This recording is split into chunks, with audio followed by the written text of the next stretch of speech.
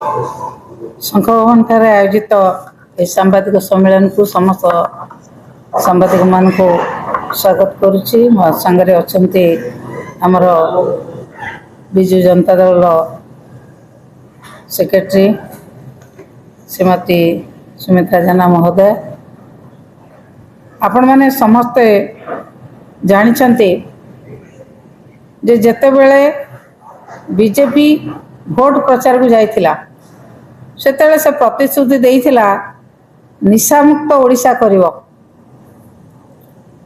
सेतेबेले लोक मान को प्रतिश्रुति देइथिला गाँ गहली रे थिबा युवक मान को चाकरी दबो, गाँ गहली रे थिबा खाली पड़िथिबा हॉस्पिटल रे डाक्टर दबो, गाँ गहली रे खाली पड़िथिबा स्कूल गुडी को टीचर जोगाई देबे। ए प्रतिश्रुति देइथिले बीजेपी सरकार।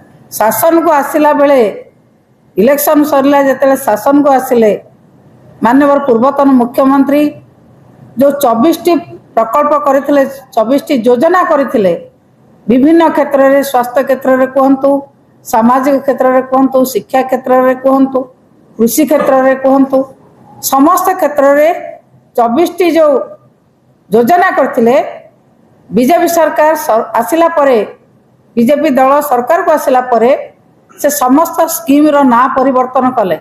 किछि नुआ कथा नहीं, कोनोसी नुआ योजना नहीं। माननीय पूर्वतन मुख्यमंत्री नवीन पट्टनायक जो योजना करथिले सेही योजना ना बदलै छथि एवं जो बड़ बड़ बिल्डिंग सब हेतिला तार रंग बदलै छथि, जो बस चलीथिला तार रंग बदलै छथि। ए ना बदलैबा रंग बदलैबा छोड़ा भरोसा देथिले बेकारी युवक मान को चाकरी दवा पाई, चाषी मान को 3100 टंकार सबू धान किणी नापी।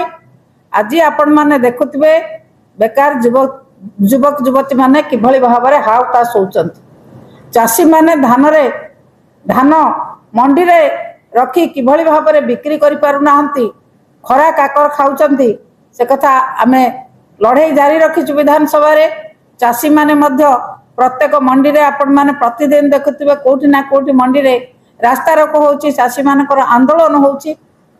पूर्वतन सरकार जते बेले एते सब योजना करिथिले चाषी मानक पई, छात्र छात्री मानक पई, कृषक मानक पई, महिला मानक पई, स्वास्थ्य क्षेत्र रे, सामाजिक क्षेत्र रे विराट परिवर्तन आनिथिले हमर पूर्वतन मुख्यमंत्री नवीन पट्टनायक महोदय।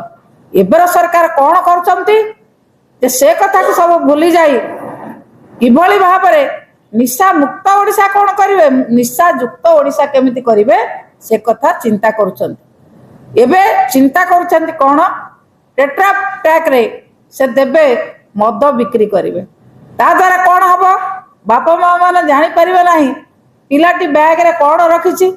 एतरे छोट छोट पिला माने बेसी प्रभावित हेबे, बेसी निशासक्त हेबे, समाज रे अराजकता बहुत व्यापीबो एवं असामाजिक आचरण जेतिकी घटुची, महिला माने जेतिकी हिंसार शिकार होउचंती आहुरी बेसी हिंसार शिकार हेबे।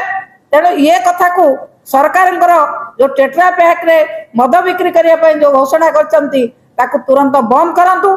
बिजू जनता दल तांकर एई नीति को दृढ़ निंदा करुची। तुरंत यदि याको बंद न करे जाए भविष्यत पीढ़ी अंधार भीतर को ठेली होई जीवो।